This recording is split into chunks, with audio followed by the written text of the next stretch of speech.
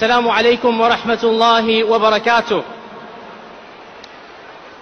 Let me begin today's talk by a story, a real story that occurred almost 1,000 years ago, when the world was a very different place and the Muslims had the upper hand.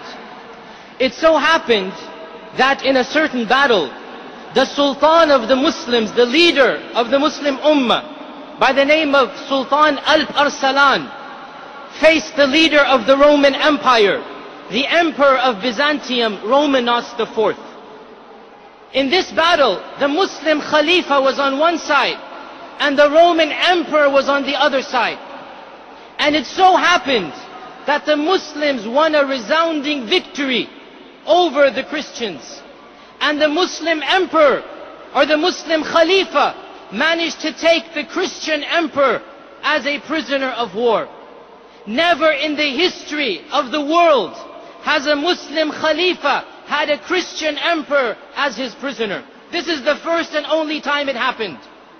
So he called the Roman emperor to his audience and he asked him, if I had been the prisoner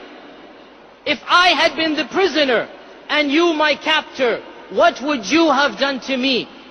The Roman emperor said, if I had you in my power, I would have tortured you to death. I would have killed you and executed you. The Khalifa, the Sultan, he smiled and he said, but this is not what I have heard the Prophet Isa alayhi salam teaching. I have heard that your Prophet, the Prophet Isa alayhi salam, teaches forgiveness and gentleness. And so I shall forgive you and I shall set you free and allow you to return to your lands. And that is exactly what he did. At a time when the Sultan, when the Khalifa could have been merciless, he chose to be merciful, because that is what the prophets of Allah taught him. And by quoting Jesus Christ, by quoting Isa ibn Maryam to the Emperor of Rome, it was as if he was saying, you are not the real followers of Jesus Christ. You are not the true followers of Isa ibn Maryam. You don't even manage to follow his own teachings. Rather, it is we, it is the Muslims who are truly the followers of the prophets of Allah. If this message could have been given 1,000 years ago, then surely it has much relevance today. If the Muslims could demonstrate their mercy at a time of power, they could demonstrate their forgiveness and tolerance, then how much more so do we need to embody those very traits? With regards to all of this rise of Islamophobia, the real question is, what do we do as Muslims in the face of all of this? What can we do? Well, there is no doubt that we need to look at the prophetic methodology, that we need to look at what our Prophet Muhammad sallallahu alaihi wasallam did. My dear brothers and sisters, the Prophet sallallahu alaihi wasallam was born in Mecca as an Arab. He lived amongst a specific society and culture. He was surrounded by immorality, idolatry, and racism. So what did he do? Did he cut himself off from his people? Did he scowl at them and scorn at them and said, I don't care about you, you're all going to hell? Is that how he talked to them? Brothers and sisters, what was his sunnah? He didn't run away trying to find the light.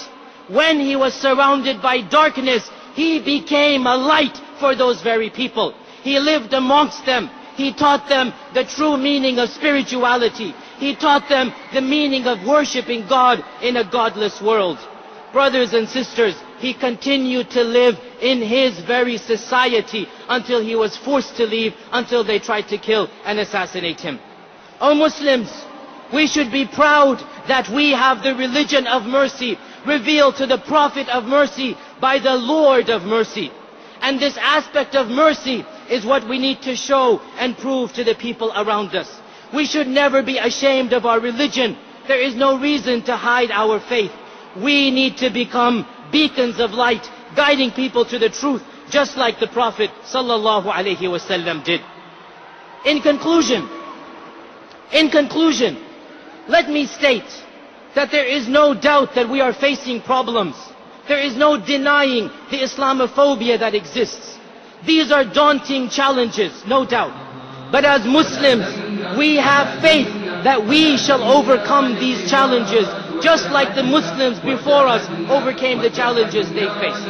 We shall overcome these challenges because we are a people of conscience. We are a people of faith. We are a people of Iman. We are a people who do not fear men because we put our trust in the Creator of men. Make no mistakes about it. Make no mistakes about it. Politicians will come and go. Leaders will come and go. Countries and nations will rise and fall. Even you and I one day shall be no more. But the Muslim Ummah shall remain. This religion of Islam will flourish. Its followers will always be a visible presence on earth. Because we stand up for justice. We call for righteousness. We speak out against evil. We protect the weak. We challenge tyrants. We become the voice of the oppressed.